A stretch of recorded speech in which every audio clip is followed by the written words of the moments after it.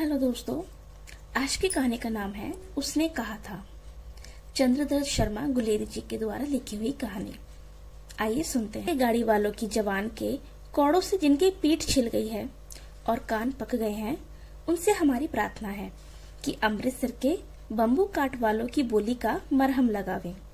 जब बड़े बड़े शहरों की चौड़ी सड़कों पर घोड़े की पीठ चाबुक से घुनते हुए इक्के वाले कभी घोड़े की नानी से अपना निकट संबंध स्थिर करते हैं, तभी राह चलते पैदलों की आंख के ना होने पर तरस खाते कभी हैं। उनके पैरों की उंगलियों के पोरों को चींथकर अपने ही को सताया हुआ बताते हैं और संसार भर की ग्लानि, निराशा और शोभ के अवतार बने नाक की सीध में चले जाते हैं। तब अमृतसर में उनकी बिरादरी वाले तंग चक्करदार गलियों में हर एक लट्ठी वाले के लिए ठहरकर सब्र का समुद्र उमड़ाकर, बच्चों खालसा जी, हटो भाई जी, ठहरना भाई, आने दो लाला जी, हटो बाछा कहते हुए सफेद फेंटों, खच्चरों और बतखों, गन्ने, खोमचे और भारी वालों के जंगल में से राह खेते हैं। क्या मजाल है कि जी और साहब बिना सुने किसी को हटना पड़े। यह बात नहीं कि उनकी जीभ चलती नहीं, पर मीठी छुरी की तरह महीन मार करती है। यदि कोई बुढ़िया बार बार चितौनी देने पर भी लीक से नहीं हटती, तो उनकी वचनावली के ये नमूने हैं। हट जा जीणे जोगिए, हट जा कर्मा वालिए, हट जा पूता प्यारिये, बच जा लंबी वालिये। समष्टि में इनके अर्थ हैं कि तू जीने योग्य है, तू भाग्यों वाली है, पुत्रों की प्यारी है, लंबी उम्र तेरे सामने है, तू क्यों मेरे पहिए के नीचे आना चाहती है, बच जा।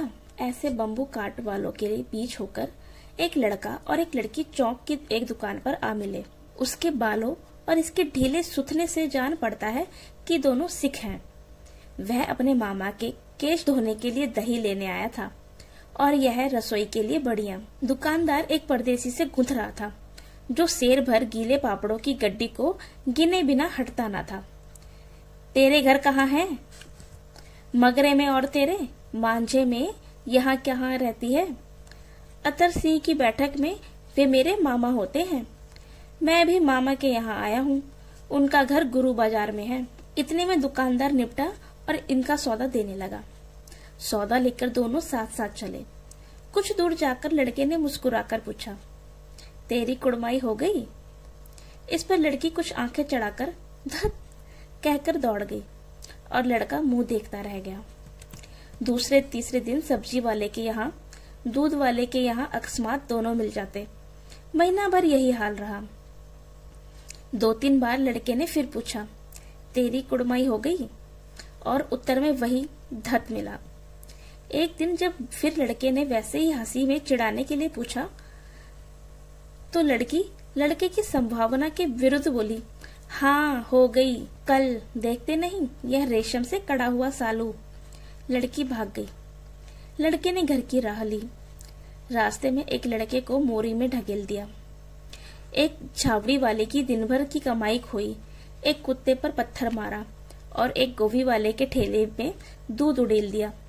सामने नहाकर आती हुई किसी वैष्णवी से टकराकर अंधे की उपाधि पाई। तब कहीं जाकर घर पहुंचा। राम राम, यह भी कोई लड़ाई है? दिन रात खंदकों में बैठे हड्डियां अकड़ गईं। लुधियाना से 10 गुना जाड़ा और मेह और बर्फ ऊपर से। पिंडलियों तक कीचड़ में धसे हुए हैं। जमीन कहीं दिखती नहीं। घंटे 2 घंटे में कान के पर्दे फाड़ने वाले धमाके के साथ सारी गंदक हिल जाती है और 100 गज धरती उछल पड़ती है। इस गैबी गोले से बचे तो कोई लड़े। नगरकोट का जलजला सुना था। यहाँ दिन से 25 जलजले होते हैं। जो कहीं गंदक से बाहर साफा या कोहनी निकल गई तो चटाक से गोली लगती है। ना मालूम बेईमान मिट्टी में लेटे हुए हैं या घास की पत्तियों में छुपे रहते हैं। लहना सिंह और 3 दिन है। 4 तो गंदक में बिता ही दिए। परसों रिलीफ आ जाएगी और फिर 7 दिन की छुट्टी। अपने हाथों झटका करेंगे और पेट भर खा के सो रहेंगे। उसी फिरंगी मेम के बाग में मखमल का सा हरा घास है, फिर और दूध की वर्षा कर देती है। लाख कहते हैं, दाम नहीं लेती। कहती है, तुम राजा हो, मेरे मुल्क को बचाने आए हो। 4 दिन तक एक पलक नहीं झेपी। बिना फेरे घोड़ा बिगड़ता है और बिना लड़े सिपाही। मुझे तो संगीन चढ़ाकर मार्च का हुक्म मिल जाए, फिर साथ जर्मनी का अकेला मार कर न लौटूंगा तो मुझे दरबार साहब की दहली पर मत्था टेकना नसीब ना हो। पाजी कहीं के कलों के घोड़े संगीन देखते हैं, मुंह फाड़ देते हैं और पैर पकड़ने लगते हैं। यों अंधेरे में 30-30 मन का गोला फेंकते हैं। उस दिन धावा किया था, 4 मील तक एक मर्जन नहीं छोड़ा। पीछे जनरल ने हट जाने का कमांड दिया, नहीं तो सीधे बर्लिन पहुंच जाते। क्यों? सूबेदार हजारा सिंह ने मुस्कुराकर कहा, लड़ाई के मामले जमादार या नायब के चलाए नहीं चलते। बड़े अफसर दूर की सोचते हैं। 300 मील का सामना है, एक तरफ बढ़ गए तो क्या होगा? सूबेदार जी सच है, लहना सिंह बोला, पर करे क्या? हड्डियों हड्डियों में तो जाना धस गया है। सूर्य निकलता नहीं और खाई में दोनों तरफ से चंबे की बावलियों के से सोते झर रहे हैं। एक धावा हो जाए तो गर्मी आ जाए। उद्यमी उठ, सिगड़ी में कोले डाल। वजीरा, तुम 4 जने बाल्टियां लेकर खाई का पानी बाहर फेंको। लहना सिंह, शाम हो गई है, खाई के दरवाजे पर पहरा बदल दे। यह कहते हुए सूबेदार सारी खंदक में चक्कर लगाने लगे। वजीरा सिंह पलटन का विदूषक था। बाल्टी में गंदा पानी भर खाई के बाहर फेंकता हुआ बोला, मैं पाधा बन गया हूँ, करो। जर्मनी के बादशाह का तर्पण। इस पर सब खिलखिला पड़े और उदासी के बादल फट गए। लहना सिंह ने दूसरी बाल्टी भरकर उसके हाथ में देकर कहा, अपनी बाड़ी के खरबूजों में पानी दे। ऐसा खाद का पानी पंजाब भर में नहीं मिलेगा। हाँ, देश क्या है, स्वर्ग है। मैं तो लड़ाई के बाद सरकार से 10 गुमा जमीन यहाँ मांग लूंगा। फल और फलों के बूटे लगाऊंगा। लाड़ी होरा को भी यहाँ बुला लोगे, या वही दूध पिलाने वाली फिरंगी मेम? चुप कर, यहाँ वालों को शर्म नहीं। देश देश की चाल है। आज तक मैं उसे समझा ना सका कि सिख तंबाकू नहीं पीते। वह सिगरेट देने में हट करती है, होठों में लगाना चाहती है, और मैं पीछे हटता हूँ तो समझती है कि राजा बुरा मान गया, अब मेरे मुल्क के लिए नहीं लड़ेगा। अच्छा, अब बौधा सिंह कैसा है? अच्छा है, जैसे मैं जानता ही ना हूँ। रात भर तुम अपने कंबल उसे उड़ाते हो और आप सिगड़ी के सहारे गुजर करते हो। उसके पहरे पर आप पहरा देते हो। अपने सूखे लकड़ी और तख्तों पर उसे सुलाते हो। आप कीचड़ में पड़े रहते हो, कहीं तुम ना मांदे पड़ जाना। जाड़ा क्या है, मौत है, और निमोनिया से मरने वालों को मुरब्बे नहीं मिला करते। मेरा डर मत करो, मैं तो बुलेली की खड़ के किनारे मरूंगा। भाई कीरत सिंह की गोदी पर मेरा सिर होगा और मेरे हाथ के लगाए हुए आंगन के आम के पेड़ की छाया होगी। वजीरा सिंह ने त्योरी चढ़ाकर कहा, क्या मरने मराने की बात लगाई है? मरे जर्मनी और तुर्क। हाँ भाइयों, कुछ गाओ। दिल्ली शहर ते पिशोर नु जान दिए, कर लेना लौंगा दा बपार मड़िए, कर लेना नाड़े दा सौदा अड़िए। ओए लाड़ा चटाका कदुए नू कद्दू बनिया वे मजेदार गोरिए, हुण लाना चटाका कदुए नू। कौन जानता था कि दाढ़ियों वाले घर भारी सिख ऐसा लुच्चों का गीत गाएंगे? पर सारी खंदक इस गीत से गूंज उठी और सिपाही फिरे ताजे हो गए, मानो 4 दिन से सोते और मौज ही करते रहे हों। दोपहर रात गई है, अंधेरा है, सन्नाटा छाया हुआ है।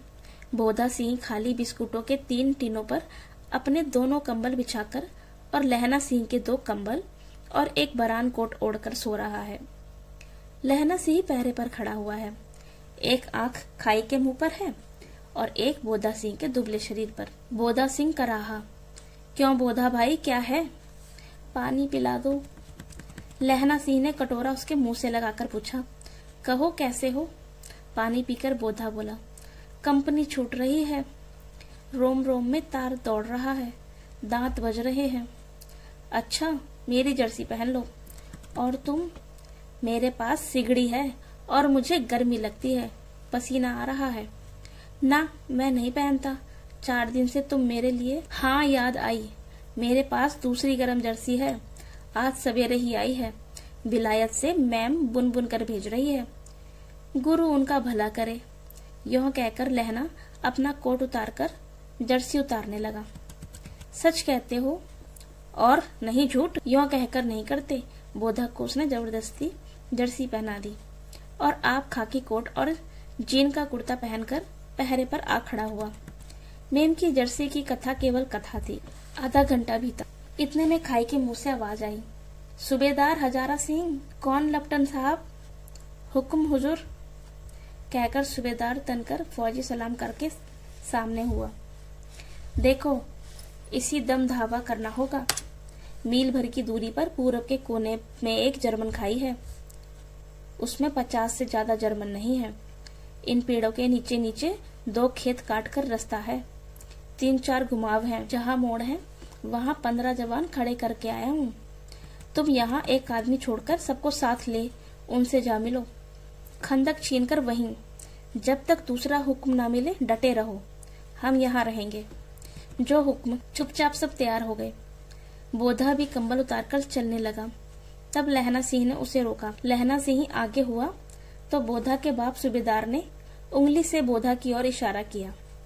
लहना सिंह समझकर चुप हो गया। पीछे 10 आदमी कौन रहे, इस पर बड़ी हुज्जत हुई। कोई रहना ना चाहता था। समझा बुझाकर सूबेदार ने मार्च किया। लेफ्टिनेंट साहब लहना की सिगड़ी के पास मुंह फेर कर खड़े हो गए और जेब से सिगरेट निकालकर सुगलाने लगे। 10 मिनट बाद उन्होंने लहना की ओर हाथ बढ़ाकर कहा, लो तुम भी पियो। आंख मारते मारते लहना सिंह सब समझ गया। मुंह का भाव छिपाकर बोला, लाओ साहब। हाथ आगे करते ही उसने सिगड़ी के उजाले में साहब का मुंह देखा, बाल देखे, तब उसका माथा ठनका। लेफ्टिनेंट साहब के पट्टियों वाले बाल एक दिन में ही कहाँ उड़ गए और उनकी जगह कैदियों से कटे बाल कहाँ से आ गए? शायद साहब शराब पिए हुए हैं और उन्हें बाल कटवाने का मौका मिल गया है।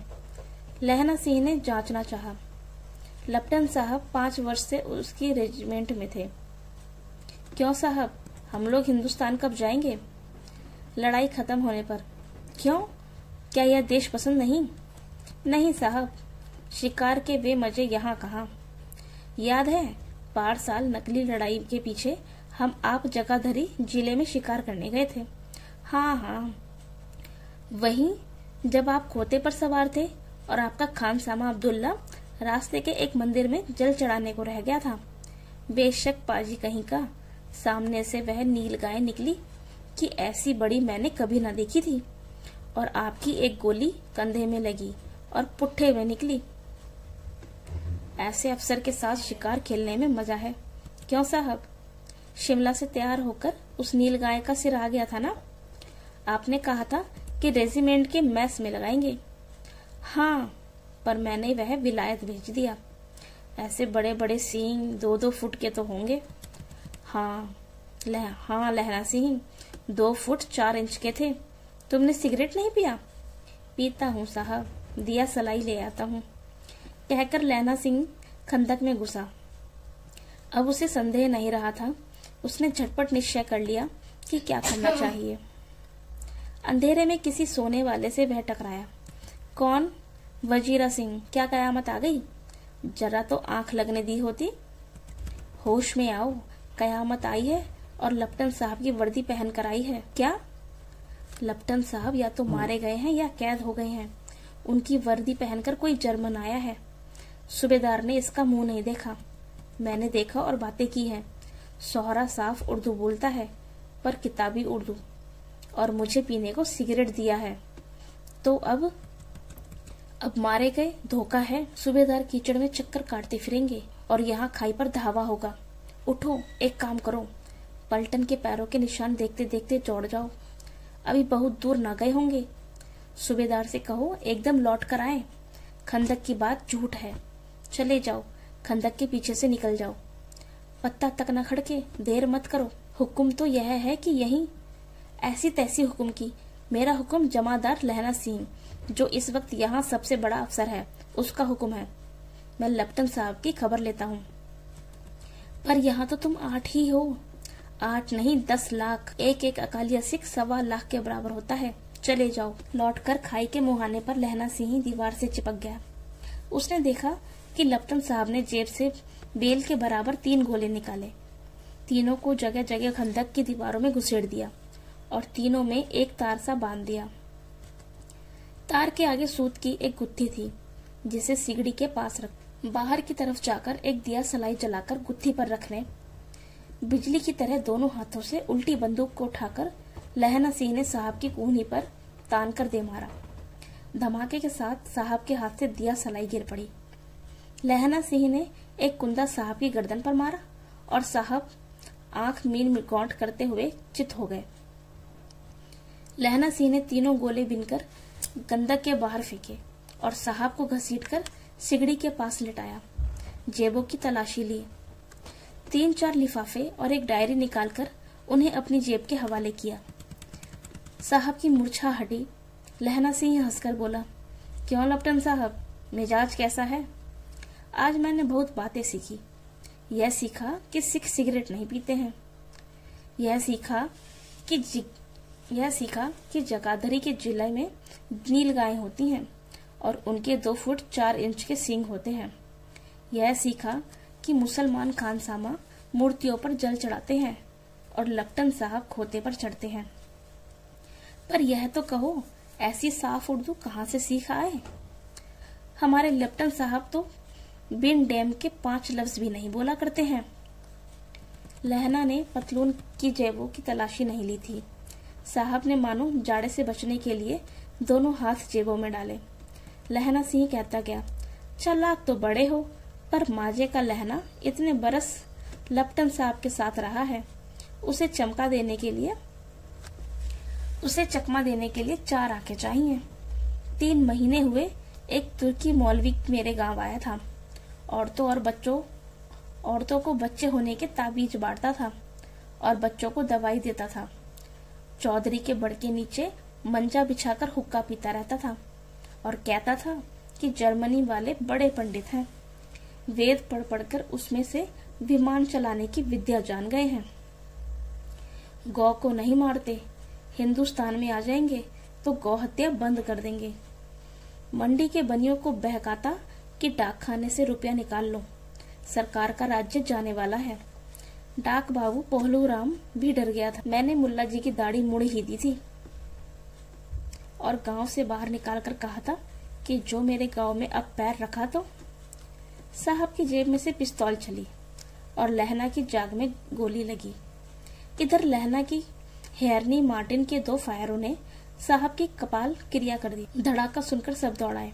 बोधा चिल्लाया, क्या है? लहना सिंह ने उसे यह कहकर सुला दिया कि एक हड़का हुआ कुत्ता आया था, मार दिया। और औरों से सब हाल कह दिया।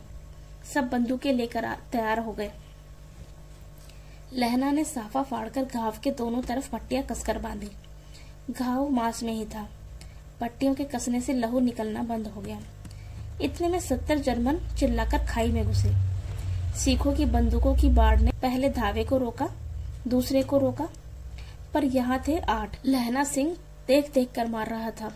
वह खड़ा था और बाकी लेटे हुए थे और वे 70 अपने मुर्दा भाइयों के शरीर पर चढ़कर जर्मन आगे घुसे आते थे। थोड़े से मिनटों में वे अचानक आवाज आई, वाहे गुरु जी की फतेह, वाहे गुरु जी का खालसा।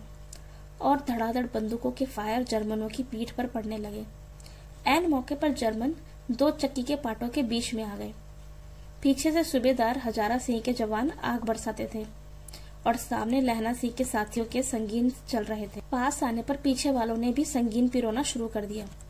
एक किलकारी और अकाल सिक्खा दी फौज आई। वाहे गुरु जी फतेह, वाहे गुरु जी का खालसा, सत्य श्री अकाल पुरख। और लड़ाई खत्म हो गई। 63 जर्मन या तो खेत रहे थे या करहा रहे थे। सूबेदार के दाहिने कंधे में से गोली आर पार निकल गई। लहना सिंह की पसली में एक गोली लगी। उसने घाव को गंदक की गीली मिट्टी से पुर लिया और बाकी का साफा कसकर कमर बंद की तरह लपेट लिया। किसी को खबर न हुई कि लहना को दूसरा घाव भारी घाव लगा है। लड़ाई के समय चांद निकल आया था। ऐसा चांद जिसके प्रकाश से संस्कृत कवियों का दिया हुआ शई नाम सार्थक होता है। और हवा ऐसी चल रही थी जैसे बाण भट्ट की भाषा में वजीर सिंह ही कह रहा था कि कैसे मन मन पर फ्रांस की भूमि मेरे बूटों से चिपक रही थी। जब मैं दौड़ा दौड़ा सूबेदार के पीछे गया था सूबेदार लहना सिंह से सारा हाल सुन और कागजात पाकर वे उसकी तुरंत बुद्धि को सराह रहे थे और कह रहे थे कि तू ना होता तो आज सब मारे जाते। इस लड़ाई की आवाज 3 मील दाहिनी ओर की खाई वालों ने सुन ली थी। उन्होंने पीछे टेलीफोन कर दिया था। वहां से झटपट 2 डॉक्टर और 2 बीमार ढोने की गाड़ियां चली, जो कोई 1.5 घंटे के अंदर पहुंची। फील्ड अस्पताल नजदीक था, सुबह होते होते वहां पहुंच जाएंगे, इसलिए मामूली पट्टी बांधकर एक गाड़ी में घायल लेटाए गए और दूसरी में लाशें रखी गईं। सूबेदार ने लहना सिंह की जांघ में पट्टी बंधवानी चाही, पर उसने यह कहकर टाल दिया कि थोड़ा घाव है, सवेरे देखा जाएगा। बोधा सिंह ज्वर से बर्रा रहा था, वह भी गाड़ी में लिटाया गया। लहना को छोड़कर सूबेदार जाते नहीं थे। यह देख लहना ने कहा, तुम्हें बोधा की कसम है और सूबेदार जी की सौगंध है जो इस गाड़ी में न चले जाओ। और तुम मेरे लिए वहां पहुंचकर गाड़ी भेज देना, और जर्मन मुर्दों के लिए भी तो गाड़ियां आती होंगी। मेरा हाल बुरा नहीं है, देखते नहीं मैं खड़ा हूँ। वजीरा सिंह मेरे पास ही है। अच्छा, पर बोधा गाड़ी में लेट गया। भला आप भी चढ़ जाओ। सुनिए तो सूबेदारनी, होरा को चिट्ठी लिखो तो मेरा मत्था टेकना लिख देना, और जब घर जाओ तो कह देना कि मुझसे जो उसने कहा था वह मैंने कर दिया। गाड़ियां चल पड़ी थी। सूबेदार ने चढ़ते चढ़ते लहना का हाथ पकड़कर कहा, तैने मेरे और बोधा के प्राण बचाए हैं, लिखना कैसा, साथ ही घर चलेंगे। अपनी सूबेदारनी को तू ही कह देना। उसने क्या कहा था? अब आप गाड़ी पर चढ़ जाओ, मैंने जो कहा वह लिख देना और कह भी देना। गाड़ी के जाते लहना लेट गया। वजीरा पानी पिला दे और मेरा कवर बंद खोल दे, तर हो रहा है। मृत्यु के कुछ समय पहले स्मृति बहुत साफ हो जाती है। जन्म भर की घटनाएं एक एक करके सामने आती हैं। सारे दृश्यों के रंग साफ होते हैं। समय की धुन बिल्कुल उन पर से हट जाती है। लहना सिंह 12 वर्ष का है। अमृतसर में अपने मामा के यहाँ आया हुआ है। दही वाले के यहाँ, सब्जी वाले के यहाँ, हर कहीं उसे एक 8 वर्ष की लड़की मिल ही जाती है। जब वह पूछता है तेरी कुड़माई हो गई, तब दत्त कहकर वह भाग जाती है। एक दिन उसने वैसा ही पूछा तो उसने कहा, हाँ कल हो गई। देखते नहीं, यह रेशम की फूलों वाला सालू। सुनते ही लहना सिंह को दुख हुआ, क्रोध हुआ। क्यों हुआ? वजीरा सिंह पानी पिला दे। 25 वर्ष बीत गए। अब लहना सिंह नंबर 77 राइफल्स में जमादार हो गया है। उस 8 वर्ष की कन्या का ध्यान ही ना रहा। ना मालूम वह कभी मिली थी या नहीं। 7 दिन की छुट्टी लेकर जमीन के मुकदमे की पैरवी करने वह अपने घर गया। वहां रेजिमेंट के अफसर की चिट्ठी मिली कि फौज लाम पर जाती है, फौरन चले आओ। साथ ही सूबेदार हजारा सिंह की चिट्ठी मिली कि मैं और बोधा सिंह भी लाम पर जाते हैं, लौटते हुए हमारे घर होते हुए जाना, साथ ही चलेंगे। सूबेदार का गांव रास्ते में पड़ता था और सूबेदार उसे बहुत चाहता था। लहना सिंह सूबेदार के यहाँ पहुंचा। जब चलने लगे तब सूबेदार बेड़े में से निकल कर आया। बोला, लहना, सूबेदार ने तुमको जानती है, बुलाती है, जा मिल आ। लहना सिंह भीतर पहुंचा।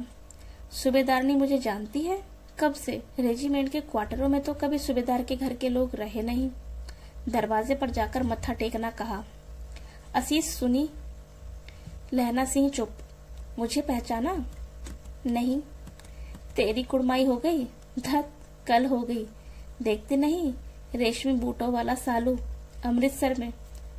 भावों की टकराहट से मूर्छा खुली, करवट बदली, पसली का घाव बह निकला। वजीरा पानी पिला, उसने बोला। स्वप्न चल रहा है। सूबेदारनी कह रही है, मैंने तेरे को आते ही पहचान लिया। एक काम कहती हूँ, मेरे तो भाग फूट गए। सरकार ने बहादुरी का खिताब दिया है, लायलपुर में जमीन दी है, आज नमक हलाली का मौका आया है, पर सरकार ने हम तिमियों की एक गंगरिया पलटन को न बना दी, जो मैं भी सूबेदारनी के साथ चली जाती। एक बेटा है, फौज में भर्ती हुए उसे 1 ही बरस हुआ। उसके पीछे 4 और हुए, पर एक भी नहीं जिया। सूबेदारनी रोने लगी। अब दोनों जाते हैं। मेरे भाग, तुम्हें याद है एक दिन तांगे वाले का घोड़ा दही वाले की दुकान के पास बिगड़ गया था। तुमने उस दिन मेरे प्राण बचाए थे।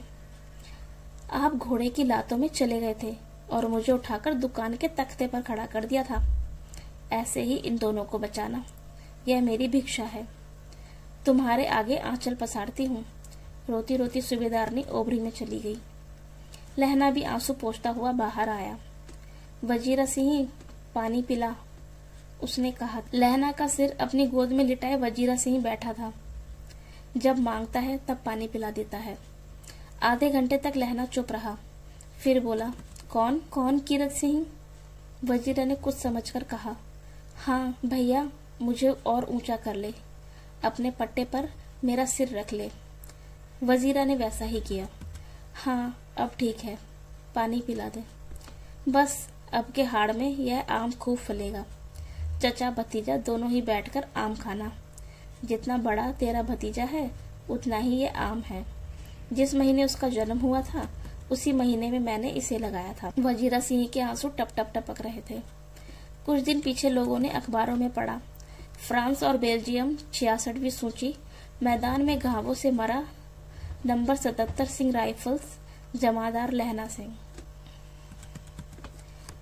दोस्तों, आज की कहानी आपको कैसी लगी हमें कमेंट में जरूर बताएं। Thank you for listening.